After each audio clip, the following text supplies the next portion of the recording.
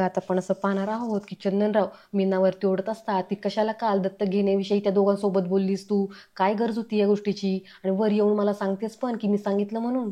तर मीना म्हणते की हो सांगितलं मी, काय चूक झाली माझी, कारण त्या दोघांना जर अचानक कळालं असतं ना तर ते दोघं जण नाही म्हणू शकले नसते. चंदनराव म्हणतात अगं पण माझगावकर म्हणाले होते ना की सध्या तरी बोलू नका म्हणून, त्यामागे काहीतरी नक्कीच त्यांचा विचार असेल की नाही. तितके तिथे भैरवी येते आणि ह्या दोघांचं बोलणं ऐकू लागते.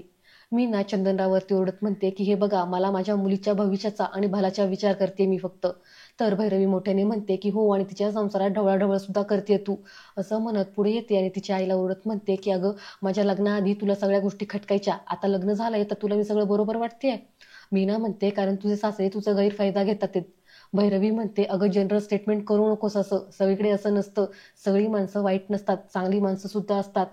आणि माझ्या सासरेचे लोक म्हणशील तर ते अतिशय शहाणे आणि सेन्सिबल आहेत. माझे सासरे म्हणा, माझा नवरा म्हणा, माझ्या पाठीशी खंबीरपणे उभे आहेत. आणि मुळात म्हणजे मी तुला हेच सांगायला आलेली आहे की आमच्या घरी तू सतत येत जाऊ नकोस, अनिशला घालून पाडून बोलू नकोस. मीना म्हणते अगं बाळा तुला कळत कसं नाहीये. भैरवी म्हणते मला सगळं कळतंय आई, मी समजून उमजून अनिशशी लग्न केले, आम्ही एकमेकांना आहोत तसं ऍक्सेप्ट केले. तुला माहितीये का मी लॅपटॉपवर तुला माहितीये का मी ऑफिसवरून घरी आले की तो लगेच माझ्यासाठी चहाचा कप हातात आणून देतो. मी लॅपटॉपवर बसल्यावरती सगळ्यांना शांत राहायला सांगतो, का तर मी काम करते म्हणून. मला त्याच्या ह्या क्वालिटी आवडतात आणि त्याने मला कधी प्रश्न विचारला नाही तुझा पगार किती आहे आणि काय आहे ते. मी काम करते कारण मला माझं काम आवडतं आणि हेच त्याच्यासाठी महत्त्वाचं आहे आणि इथेच विषय संपतो. तर मीना जरा चिडूनच म्हणते अगं पण तो आज काही म्हणत नाहीये, पुढे जाऊन म्हणेल. भैरवी म्हणते पुढे म्हणेल तेव्हा बघू ना, पण आता मला माझा संसार करू दे.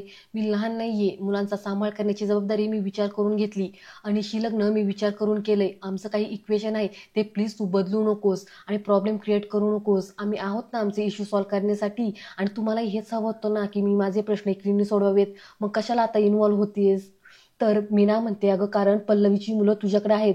भैरवी म्हणते की मग काय वाईट चाललंय त्यांचं, त्यांची सध्या परिस्थिती चांगलीच चालली आहे ना, आम्ही चांगलं मेहनतीने कमवतोय, त्यांना हवं ते पुरवतोय, मग कुठे काय त्यांचं वाईट चाललंय. पुढे ती म्हणते की हे बघ आई मला बोलताना अजिबात आनंद होत नाहीये, पण आमच्या घरचं वातावरण बिघडेल असं काही करू नको प्लीज, नाहीतर मला तुला घरी येण्यापासून थांबवावं लागेल. तर चंदनराव म्हणतात की अगदी बरोबर बोललीस भैरवी, तुझा संसार आहे, तुला काही त्रास झाला प्रश्न पडले तर आई बाबा म्हणून आम्ही आहोतच, तुला लागेल ते आम्ही मदत करू, पण तुझ्या संसारात आम्ही आमची मतं लादणार नाही, यापुढे आम्ही काळजी घेऊ. आणि मी मुलाला सुद्धा हेच सांगेल आणि जर तिने ऐकलं नाही तर आम्ही सरळ गावाला निघून जाऊ. आता हे ऐकल्यावरती मीनाला फार राग येतो आणि ती तिथून निघून जायला लागते. भैरवी तिला थांबवत म्हणते की आई थांब, अजून एक, तू आम्हाला अधूनमधून जेवण बनवून देतेस त्यासाठी खरंच मनापासून थँक्यू, पण सध्या तेही देऊ नकोस, आम्ही आमचं मॅनेज करू आणि मी तुला सांगेल जेव्हा गरज पडेल तेव्हा, पण तू आता सध्या तरी आमच्यासाठी काही देऊ नकोस. आणि हो इथून पुढे आठवड्यातून आपण 2दाच भेटूया आणि मुलांना वाटलंच तर मी अधूनमधून सोडत जाईल इकडे, सण उत्सव समारंभ या सगळ्यांना आपण एकत्र असू. मला माझा संसार आणि माझं माहेर ही वेगवेगळी घरं आहेत ती मला वेगळीच ठेवायचीत, कारण अतिजवळ आल्यावरती प्रॉब्लेम क्रिएट होत असतील तर ते मला अजिबात चालणार नाही, प्लीज मला समजून घ्या, आता मी निघते. असं म्हणत ती तिची बॅग घ्यायला लागते.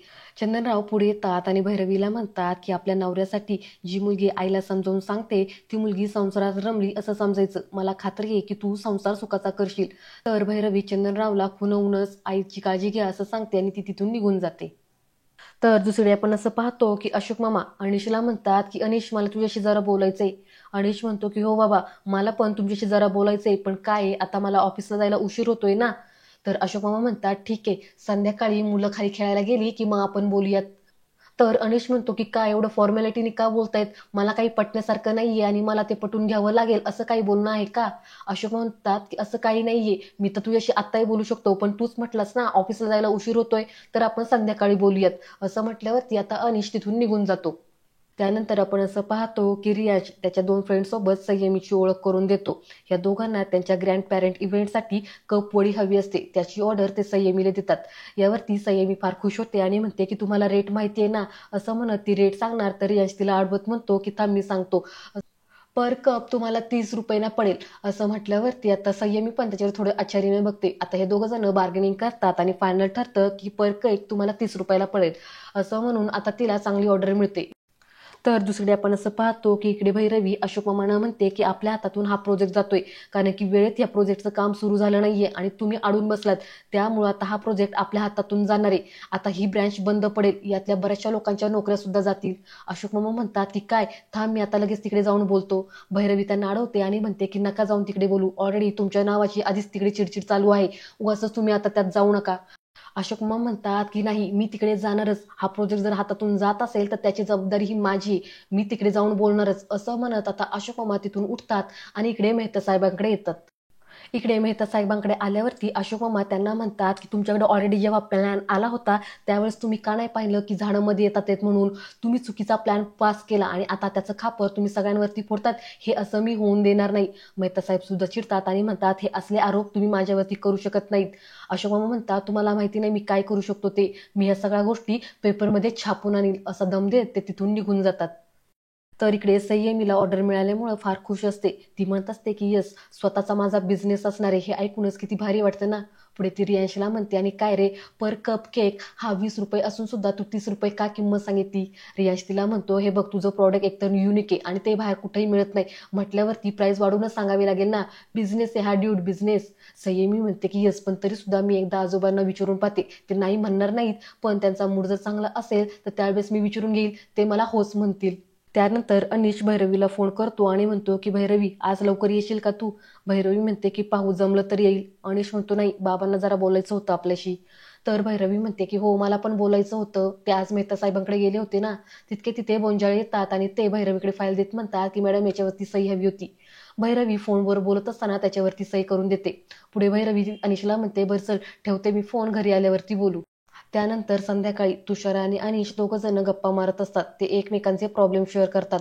तुषार सांगतो की त्याचे वडील म्हणजेच ईश्वर काका ह्यांना आता फारसं काही आठवत नाहीये, त्या गोष्टी विसरू लागलेले आहेत. पुढे अनिश म्हणतो अरे बाबांचं पण काय चाललंय काही समजत नाहीये, त्यांनी आता मुलांना दत्तक घेण्याचा ते विचार करू लागलेत.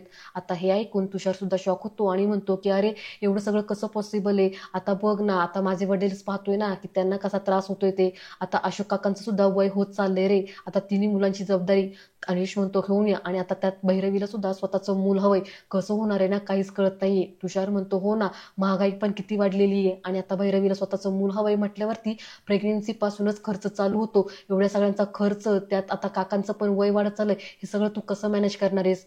अनिश पार रडकून दिला आलेला असतो. तो म्हणतो मला काहीच कळत नाही काय करावं ते. तुषार म्हणतो मी तुला सांगितलं होतं ना, तू साईड इन्कम सोर्स बघ काय भेटतो का ते. अनिश म्हणतो की मी बघितलं, तू सांगितलं त्याच्यावरती मी विचार केला, पण मला कळतच नाहीये कुठून सुरुवात करावी ते.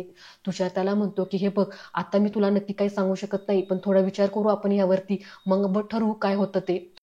बहुतेक मित्रांनो, मला आता असं वाटतं की एक्स्ट्रा इन्कमच्या नादामध्ये अनिश चुकीचं पाऊल उचलतो की काय, उगाच कुठेतरी लॉटरीच्या नादी लागून कुठेतरी पैसे अडकून त्याला लॉस वगैरे व्हायला बसलाय, असा काहीतरी सीन असावा. कारण की आता अनिशला फार टेन्शन आलेलं आहे की एक्स्ट्रा पैसा कुठून आणायचा किंवा जास्त पैसा कसा कमवायचा, त्याच्या नादात हा काहीतरी चुकीचं पाऊल उचलेल असं तरी मला वाटते. आणि मित्रांनो, आजचा भाग इथेच संपतो. आता उद्याच्या भागात अशोक मामा ह्या दोघांना मुलांना दत्तक घ्या असं म्हणत असताना आपल्याला पाहायला मिळणार आहे. आजचा भाग तुम्हाला कसा वाटला ते मला कमेंटमध्ये नक्की सांगा आणि पुढील भाग पाहण्यासाठी चॅनलला सबस्क्राईब करा. धन्यवाद.